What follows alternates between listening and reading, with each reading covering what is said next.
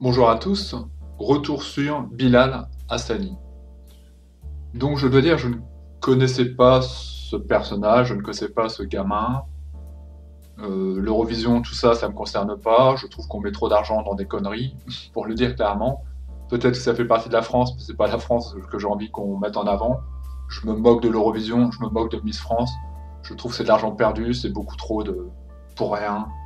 Je regarde pas la télé de toute façon, très très peu. Quelques documentaires parfois intéressants, parfois le journal sur nos informations. Je veux savoir où je vais me faire tuer par des djihadistes qui reviennent de Syrie, par exemple, les 130. Quand ils seront libérés, je veux savoir où ils sont, pour éviter de les éviter. Mais j'aime pas la télé, j'aime pas ce monde médiatique. Donc je ne connaissais pas Bilal Hassani. Et puis je tombe sur lui, parce que du coup, l'Eurovision approchant, je tombe sur lui dans différents journaux, dans différents... Et mon premier réflexe, clairement, j'en ai parlé avec un proche à moi. Je lui dis bon, j'ai rien contre les homosexuels, je m'en fous, je suis pas homophobe, je suis hétéro, mais j'ai rien contre, ça me dérange pas. Maintenant, je veux pas les imaginer dans leur vie privée, si je peux être un peu honnête. Hein. Mais c'est leur vie privée, je m'en fous. C'est pas, hein, ça me dérange pas. Mais Bilal Hassani, je voyais pour la première fois. C'est dommage que à chaque fois qu'on parle d'homosexuels, c'est cette représentation-là qu'on en a très féministe, enfin très féministe, très féminisée en fait. Hein. Les folles. Les folles, comme on voit, alors, je sais même plus le nom du mec, qu'on voit maintenant parfois à TPMP. Je regarde des fois pour voir à quel point la France est en train de tomber dans une espèce de décadence à l'idiocratie. Et du coup, il y a un mec qui est là, qui fait rien, c'est le gay de service, c'est la folle de service. Affiché, ça se voit, très féministe, pas féministe, mais très féminisé pour le coup. Des hommes qui ont envie de ressembler à des femmes. Donc voilà ce que je vois de Bilal Hassani. Très maniéré, très peut-être à suraccentuer le truc, enfin voilà, un personnage qui s'est créé, a priori de ce que je pensais sur le moment. Et puis, il y avait quelque chose qui me dérangeait, après avoir vu le personnage, j'ai dit, bon, ok, qu'est-ce que c'est que ça? C'est notre nouveau représentant pour l'Eurovision. Ok, pourquoi pas. Et j'ai écouté ce qu'il proposait, et j'ai pas trouvé ça transcendant. J'ai pas trouvé que c'était extraordinaire. Donc là, je parle vraiment en termes de musicalité. Et c'est ça qui m'a posé problème. Je me suis dit, est-ce qu'on n'est pas en train de... Est-ce que les jeunes, du coup, ou les gens qui ont voté pour lui, le vote public n'a pas été majoritairement pour lui, parce qu'il faisait partie d'une sous-communauté, d'une communauté, le côté un peu tolérance et autres, et que c'était plutôt ça que par rapport à son talent, ça m'aurait dérangé. Et il est vrai que Conchita Wurst, donc la femme à barbe de l'Eurovision de je ne sais plus quelle année, ça choque évidemment de voir une femme à barbe, c'était fait exprès hein, de la part de cet artiste, mais elle avait une belle voix et sa chanson était plutôt belle. Hein. Et elle avait une voix puissante, donc je reconnaissais au moins ça. Là, je vous disais, je ne regarde pas l'Eurovision, donc j'ai pas vu les autres participants. Peut-être que c'est le meilleur, mais j'ai eu peur que ce soit par rapport à cette attitude, à ce truc un peu cool pour certains jeunes qui trouvent ça cool. Et puis au fait aussi qu'il s'est fait connaître, je sais pas, de jeunesse, hein, sur les réseaux sociaux, qu'il a eu beaucoup de followers, enfin voilà, ça commence un petit peu comme ça sur YouTube, sur Internet, hein, et que ce soit pas vraiment récompenser le talent, mais plutôt l'attitude. Et après, au final et après. Je mettrai la vidéo en dessous d'Anal Génocide, qui est plutôt un mec de droite, qui est plutôt un mec, je le dirais pas viriliste, c'est pas le cas, mais qui pour des gens de gauche, voilà, dirait c'est un odieux facho, c'est un odieux nazi, qui disait qu'est-ce qu'on en a à faire de Bilal Hassani, en fait. On va pas regarder l'Eurovision, c'est une émission qui nous intéresse depuis très longtemps, qui nous a jamais intéressé peut-être.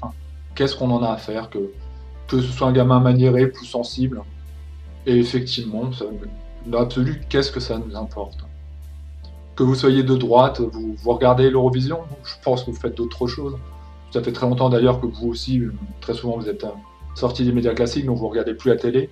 Alors qu'est-ce qu'on en a à faire? C'est pas, à mon sens, un vrai problème. Et puis, il y a eu le retour des Philogènes, qu'on a parlé aussi récemment, qu'un un psychologue spécialiste de la séduction de rue. Il est très très fort dans ce domaine-là. Il va draguer n'importe quelle nana avec n'importe quel prétexte, des prétextes qu'on lui donne. Par exemple, draguer avec une chaise, et il va vendre sa chaise, et il va avoir le numéro de téléphone de la fille à la fin. Évidemment, il n'est pas aimé dans le milieu féministe. On pourrait penser qu'il est un peu de droite, j'en sais rien, je connais pas sa vision politique, mais ce côté un peu viriliste, ça semble toujours être de droite. Et lui disait, en commençant sa vidéo, en disant qu'est-ce que je pense de Bilal Hassani, Il parlait du fait que ça va être complexe quand on a un enfant, un peu fragile, un peu différent. À l'école, les gamins s'en rendent compte. Les, le prof de sport qui va vous demander de faire des choses que vous n'aimez pas faire. Vous êtes moins, peut-être un peu plus, ouais, des attitudes plus féminines, quoi. Donc bon, le foot, c'est pas trop votre truc, certainement que ça se voit. Enfin, ça doit pas être simple. Pour finalement dire qu'il a peut-être pris l'attitude de la victime et que c'était plus simple pour lui d'en sortir en se victimisant et en prenant du coup ce personnage, en allant vers cette porte de sortie-là qui lui était offerte par le milieu du spectacle. Sauf qu'il y a un aspect que je pense que Philogine ne voit pas ou qu'il ne veut pas voir, c'est qu'il y a beaucoup de souffrance quand même derrière. Et c'est ça le plus important, c'est que même si évidemment il fait très folle comme ça de prime abord, il fait très fille, mais en même temps on voit que c'est un mec, donc ça pose une espèce de dissonance cognitive dans notre tête. Néanmoins, ça reste que un gamin de 19 ans, on est encore assez jeune à cet âge-là, et finalement il faut avoir une certaine paire de couilles pour oser se montrer comme ça. Pour oser se montrer comme ça n'a rien de péjoratif. Je veux dire, par la montrer sa sexualité, dire à 19 ans, je suis homosexuel, je m'habille avec des perruques, je le dis à tout le monde, je le dis à la France entière, je chante une chanson qui parle de la tolérance, et c'est très courageux.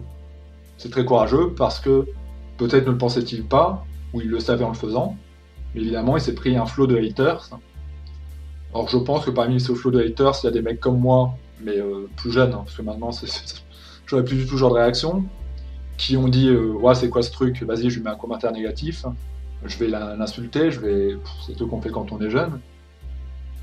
Les mecs de droite, donc les religieux de tous bords, sa communauté, puisqu'il est maghrébin, Bilal Hassani.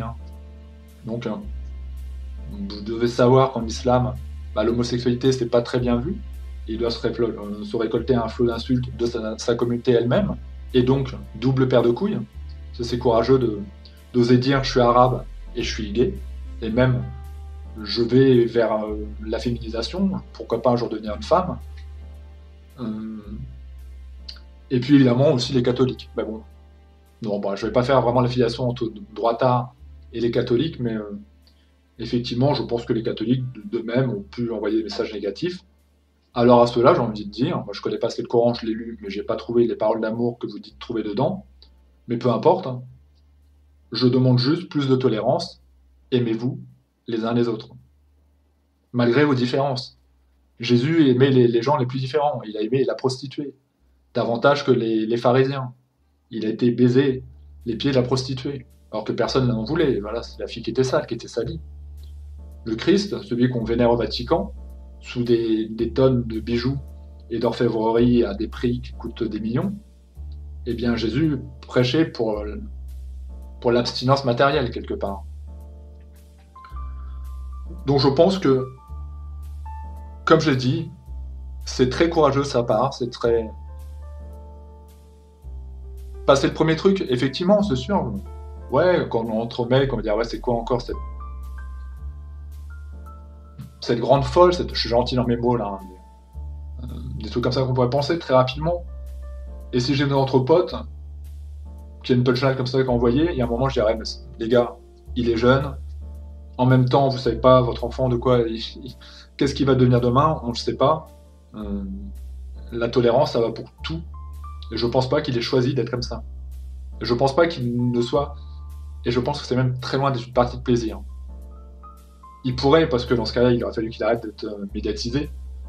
Mais c'est pas simple, aux yeux de toute la France, de dire « je suis homosexuel, j'ai 19 ans, et malheureusement, j'ai pas d'autre réponse que de vous dire « je vous emmerde ». Dans certains pays musulmans, vous pourrez nier si vous le voulez, mais si vous tapez sur Google, vous verrez que ce que je dis est vrai, on jette les homosexuels des falaises. Oui. Hop, à la mer. J'espère qu'ils savent nager, et que la côte n'est pas trop loin pour la rejoindre en nageant. Au Maroc, je crois que c'est 3 ans, enfin c'est des peines de prison pour les homosexuels. Maintenant, on pourrait dire la Légion catholique. Si elle était encore au pouvoir, je ne dis pas qu'il y aura encore des cathos traditionnels qui pourraient avoir le même type de raisonnement. Moi, j'avais un ami qui était catholique, d'ailleurs, on s'est brouillé parce qu'il faut arrêter les conneries. Je lui ai dit, t'as des preuves que ton Dieu existe? Non. Alors arrête de parler en tant que. Hein, tu sais pas s'il est là, ça tombe, tu es en train de te brider ta vie pour rien.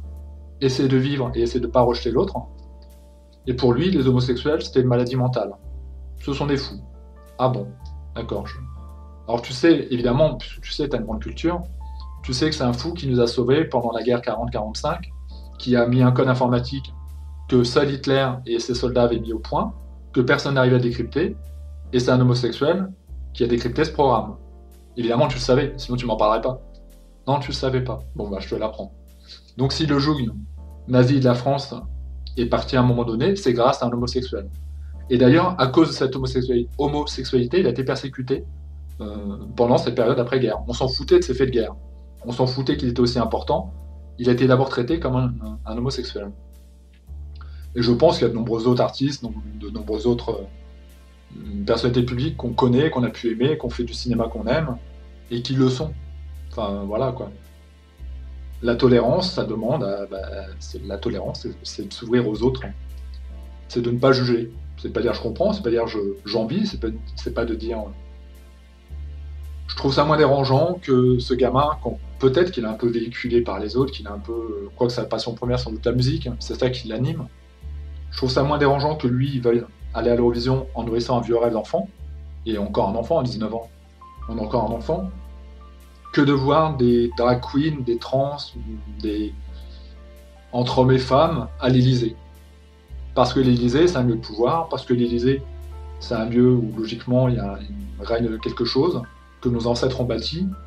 Et là, c'est une insulte à la France que moi j'aimerais défendre, je trouve. Parce que c'est un lieu de pouvoir, pas par rapport à ce que ça représente vraiment. Enfin voilà ce que je pense de Bilal Hassani. Et puis après, en méta-analyse de tout ça, ce qu'on pourrait dire, c'est que en dehors d'un monde où il n'y aurait plus des homosexuels, quel danger court un hétéro face aux homosexuels, sinon avec son homosexualité refoulée. Souvent les plus virulents, c'est ceux qui sont quelque part les plus pédés, hein, pour le dire clairement. Comme dans, j'essaierai de le retrouver, je le retrouverai peut-être pas, dans Olivier Delacroix, un jeune arabe qui témoignait, qui s'était fait violer dans la cité où il habitait, par des homophobes de son ethnie, donc arabe. Donc les mecs sont homophobes, mais ils le violent. Alors sachez que nous on fait pas ça. Nous on viole pas, non. Comme on est hétéro et qu'on refoule rien, on n'a pas envie de violer, ça nous fait pas envie. Enfin, ça nous pose pas de problème, ça nous fait pas envie non plus.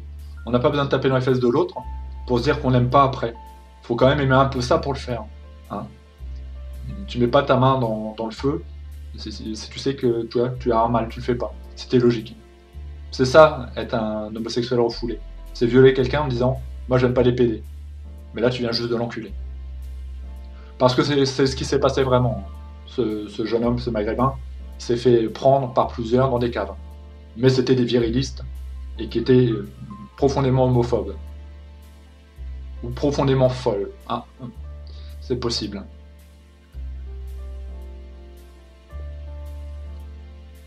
Donc oui, la méta-analyse de tout ça, c'est que quel danger représentent les homosexuels pour des hétéros, qui ne seraient pas des homosexuels refoulés? Bah aucun. On va avoir plus de femmes pour nous, franchement c'est cool. Ils vont prendre des mecs, bon ils vont peut-être prendre des potes, mais on s'en fout.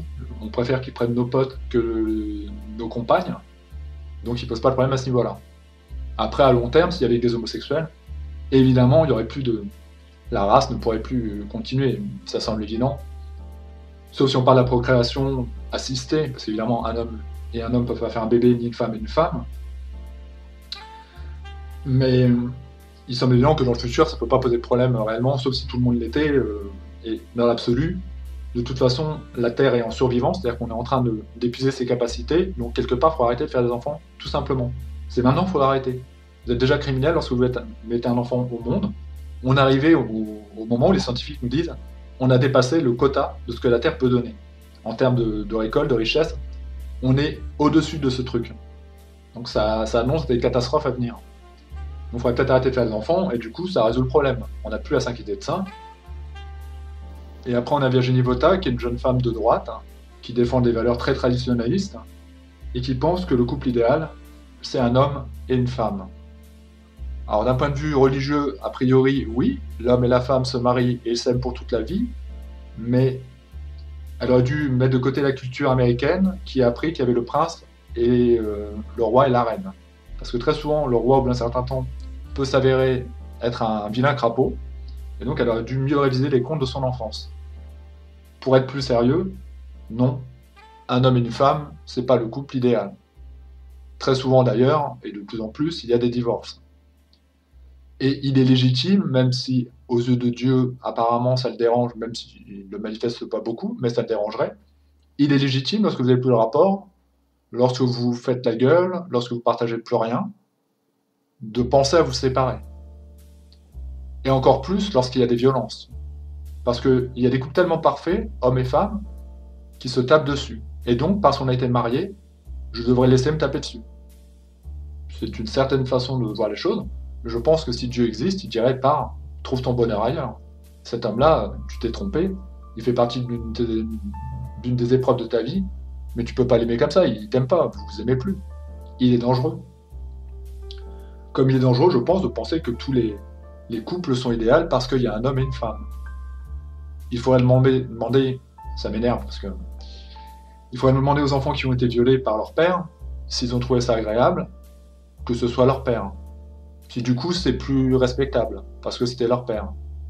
Ou est-ce qu'ils ont le droit quand même de porter plainte? C'est leur père, après tout, ils ont tous les droits, peut-être.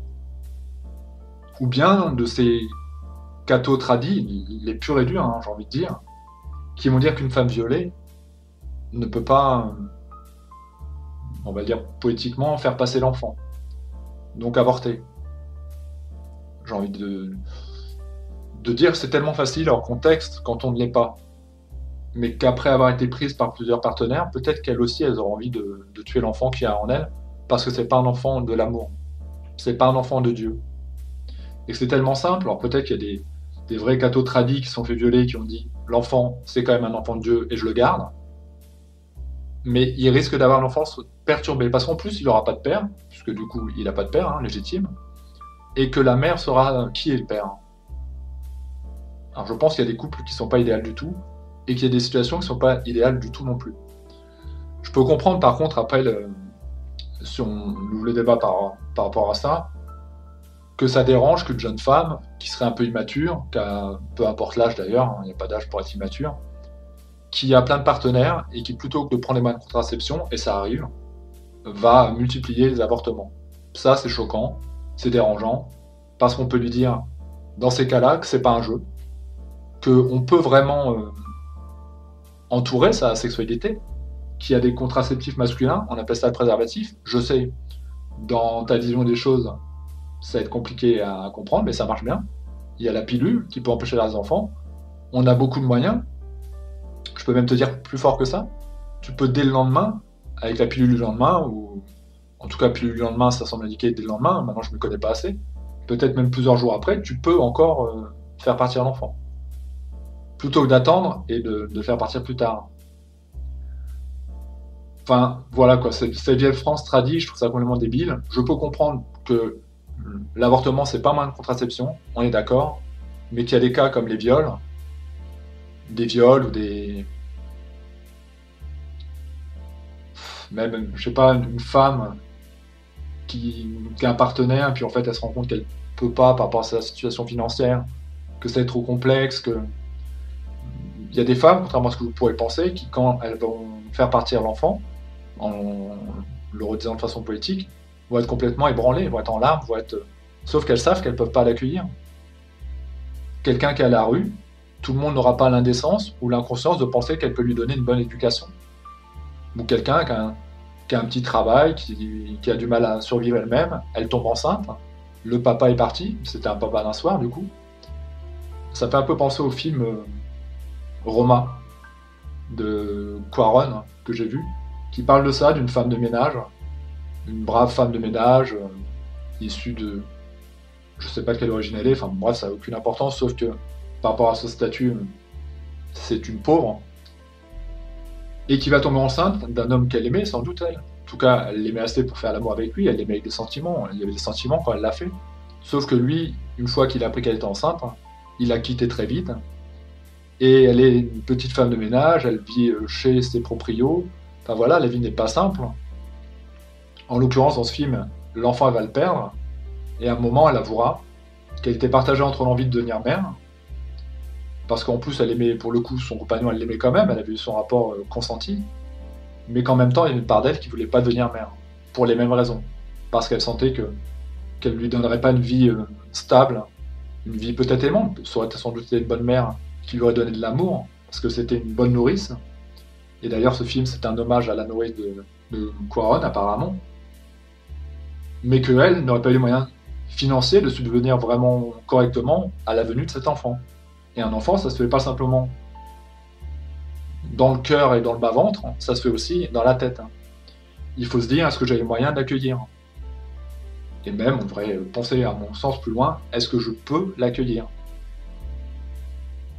Est-ce que, désolé si je vous fais conscientiser de façon négative là, mais est-ce qu'il est vraiment prudent de faire un enfant maintenant, quand on sait que le gouvernement est en train de rapatrier 130 djihadistes en France? Que bien sûr ils vont aller en prison, mais qu'on peut estimer que quand vos enfants vont commencer à grandir, ils vont être relâchés, dans 10 ou 15 ans, et pas suivis. Je vous laisse peser le pour ou le contre, hein. Vous avez le droit de vous dire que la vie est optimiste et que vous ne serez pas dans ces attentats-là.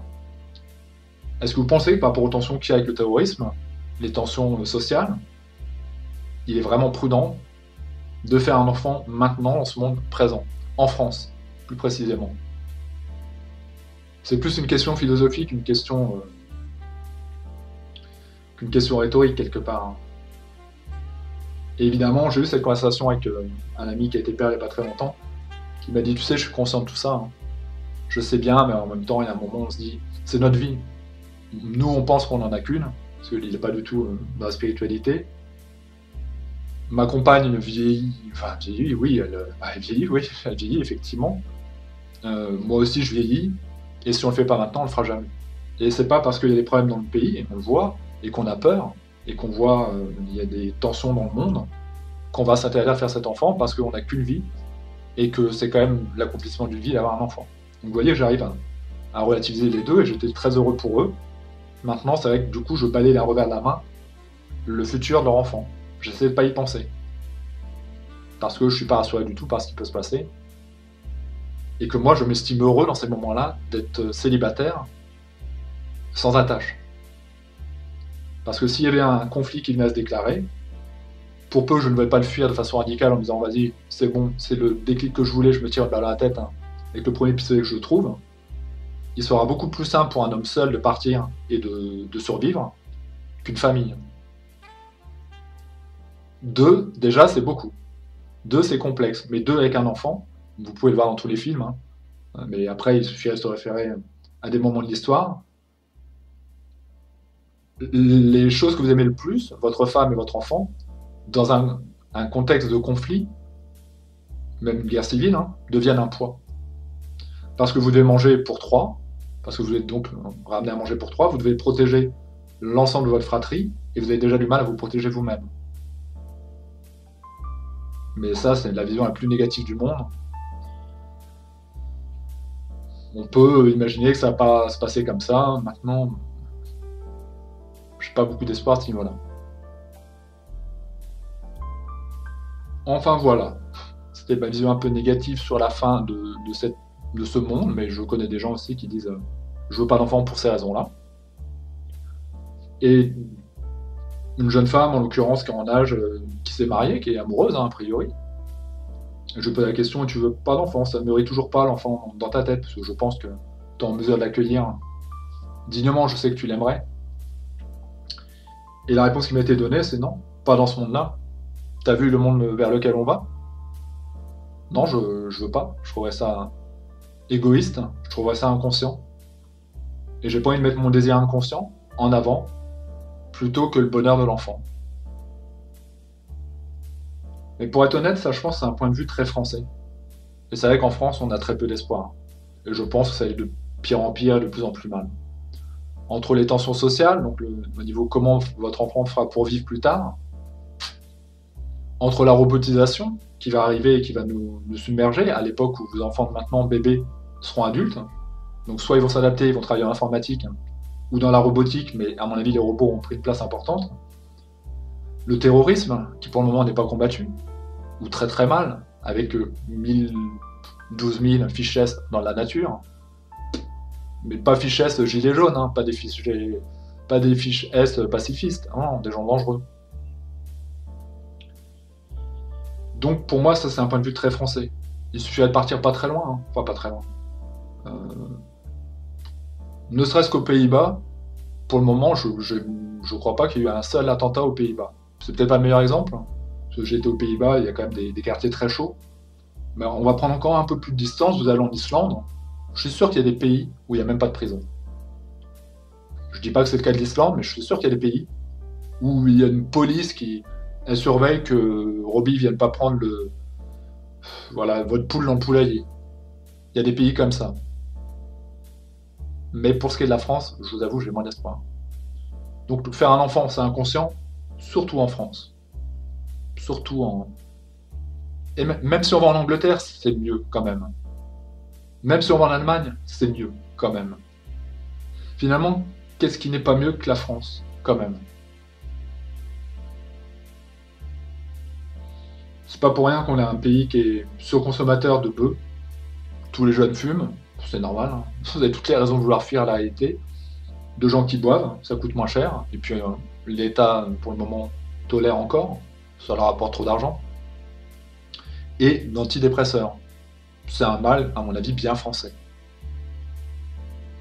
Et c'est pas parce que le français aime se plaindre comme on le dit, c'est parce que le français ceux qui travaillent sont pas assez payés et qui n'arrivent pas à boucler les fins de mois, qu'il y en a plein d'autres qui travaillent pas et qui sont désespérés parce qu'ils n'ont pas leur place dans la société, qu'il y a des gens qui travaillent trop et qui du coup sont en burn-out. Enfin, il y a des tas de raisons d'être mal en France.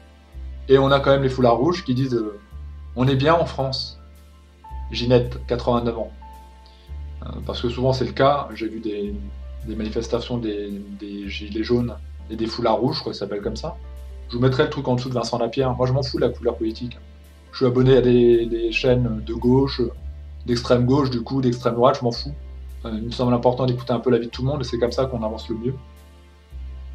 Et donc ça fait très longtemps que je demandais que des gens qui ont voté Macron, ou en tout cas qui n'ont pas voté Macron mais qui soutiennent encore Macron, expliquent pourquoi. C'est super intéressant d'essayer de comprendre. Et ce qu'on peut quand même voir, et j'espère qu'il n'y a pas trop de parti pris de Vincent Lapierre de montrer plus une population qu'une autre, c'est quand même c'est une population plutôt vieillissante. On est plutôt avec des personnes d'un certain âge, et relativement déconnectées de la réalité, par exemple, vraiment déconnectées de la réalité pour le coup, lorsqu'on leur parle des violences policières, avérées. Et qui vont dire non, ou ils vont être dubitatifs, comment ça, violence policière, comment ça? Ils prennent les images de BFM, ils prennent les images de TF1, ils prennent les images de tous les grands médias, et Vincent Lapierre citait un exemple que j'ai vu moi, et même l'exemple de Rodriguez, mais je vais prendre l'autre exemple, où il y a un policier qui a failli sortir son arme, il l'a sorti d'ailleurs, parce qu'à un moment, des gilets jaunes les chargeaient.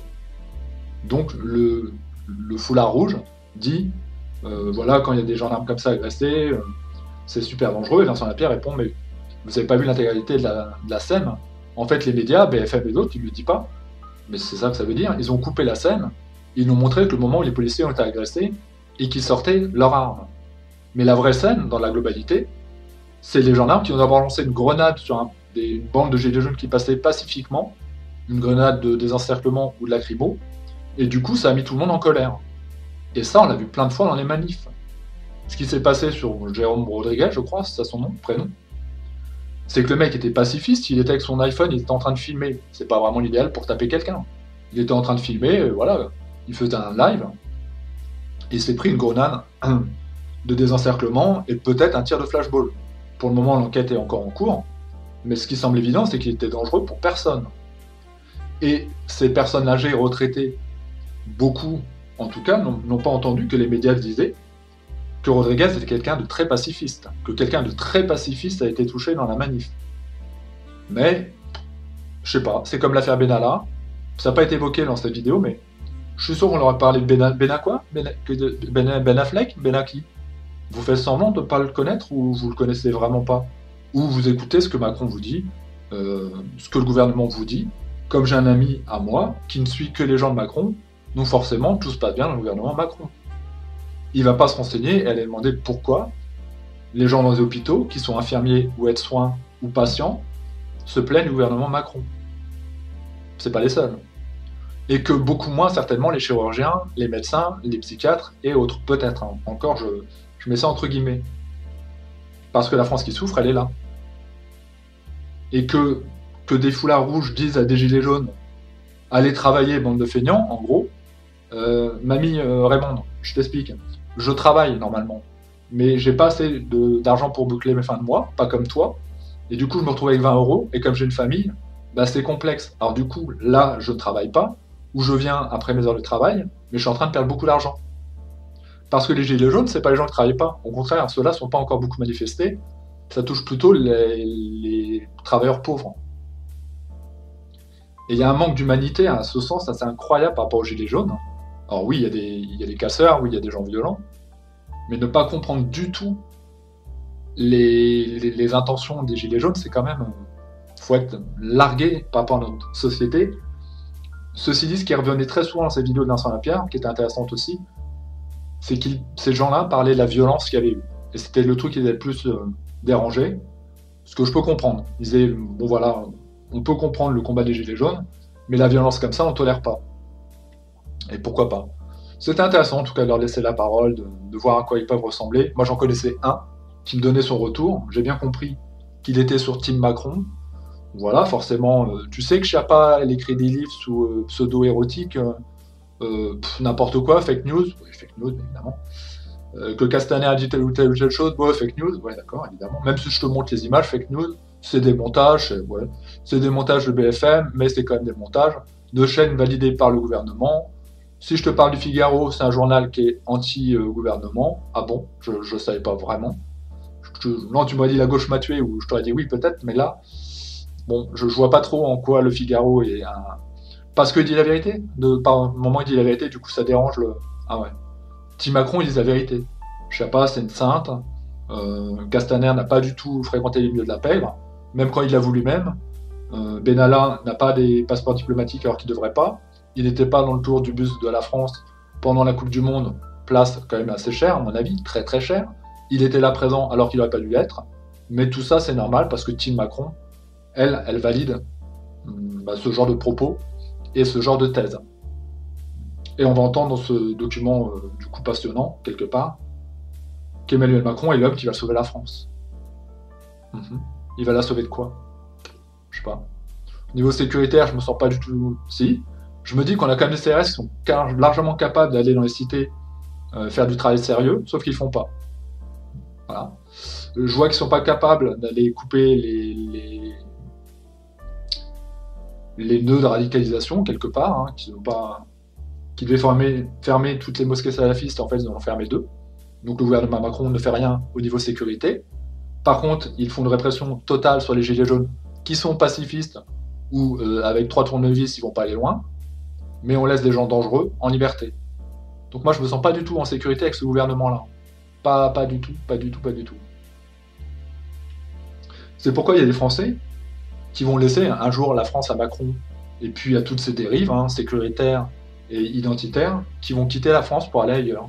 C'est-à-dire, je pars de mon pays, je pars ailleurs où il y a de la paix, où il y a de l'amour, où il y a de l'espoir. Je vais penser printemps, mais vraiment, je vais quitter la France et je vais respirer. Alors tout sera pas parfait, tout sera pas idéal, mais il y a de plus en plus de gens qui pensent à quitter la France, et il y a des gens qui ont déjà quitté la France, notamment beaucoup vers les pays de l'Est.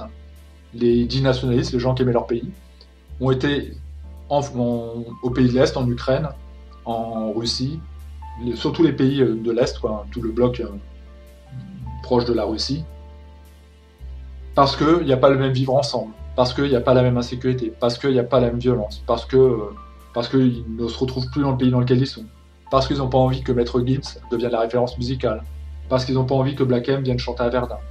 Ils préfèrent, du coup, quitter la France et s'expatrier ailleurs. Et je les comprends tout à fait. Merci à vous et à bientôt sur tous ces messages pleins d'espoir et d'optimisme. Ah, je suis désolé, hein. Je suis la chaîne de quelqu'un que certains disent complotiste, des bunkers qui disent complotiste. Souvent, je vais vérifier ces infos, et ce qu'il dit est vrai. Souvent. C'est pas toujours vrai, mais malheureusement, c'est vrai que l'actualité, elle est pas luisante, elle est pas rassurante. Les 130 djihadistes, c'est vrai, quoi, hein. Il y a vraiment 130 djihadistes qui vont venir en France. Parce que, en fait, ce qui peut expliquer ça, c'est qu'il y a une précarité dans le pays, et du coup, bah, ils ont peur qu'ils se retrouvent dehors. Alors on va les rapatrier en France, ou comme Salah Abdeslam, qui sera jugé quand? Un jour, j'imagine, moins rapidement que les Gilets jaunes, mais un jour. Ne vous inquiétez pas, un jour ça va venir. En attendant, payez, parce qu'il a sa salle de sport et puis son abonnement Canal+. Je dois pas être très loin de la vérité, hein, la salle de sport, c'est vrai. Pour l'abonnement Canal+, je sais pas. Donc maintenant, on a 130 qui vont arriver, qui vont dire « Ah, je veux la même. Je veux la même que lui. » Et puis l'accent, il est pas de trop, parce que quand même, ils viennent de cette population-là. Moi, je veux le même que lui, là. Ah, t'as vu, il est bien. Et puis, comme il faut quand même pas réprimer la volonté la réinsertion de ces jeunes braves hommes, bah effectivement, on va céder à leur caprice de diva, inspirer la loi Taubira, et puis on leur donnera ce qu'ils veulent, avec votre argent. Donc si vous êtes gilet jaune, vous avez le droit à un moment sur les pancartes, et on veut pas non plus des djihadistes. Ce serait bien. Mais si vous le faites, un conseil, soyez plutôt d'une communauté externe. C'est-à-dire, il ne faut pas que vous soyez toujours semblé à un Européen, si vous êtes traité de facho, ce qui m'énerve profondément dans mon pays.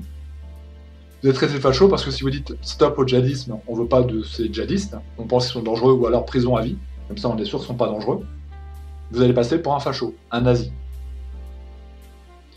Si vous êtes d'une communauté autre, d'une couleur de peau autre, désolé ça dérange certaines personnes, j'ai cette couleur de peau, ce sera moins le cas. Parce qu'on se dira, bah, le mec, il connaît cette culture-là, c'est sa culture. C'est ses ethnies, il a des ancêtres venant de ce pays-là, et il est lui-même en train de dire qu'il a peur et qu'il ne veut pas de ça. Alors, sortez vos pancartes, non aux djihadistes. C'est pas non aux musulmans. Dans la manif des Gilets jaunes, il y a de toutes les cultures, toutes les religions, enfin voilà, il n'y a pas de problème. Les djihadistes, il ne me semble pas que ce soit une religion. Il me semble que c'est les gens qui vont tuer vos enfants. Vous avez le droit de dire que vous ne voulez pas d'eux.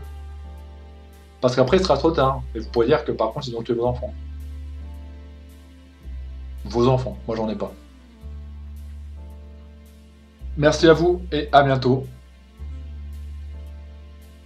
sur ces notes très positives.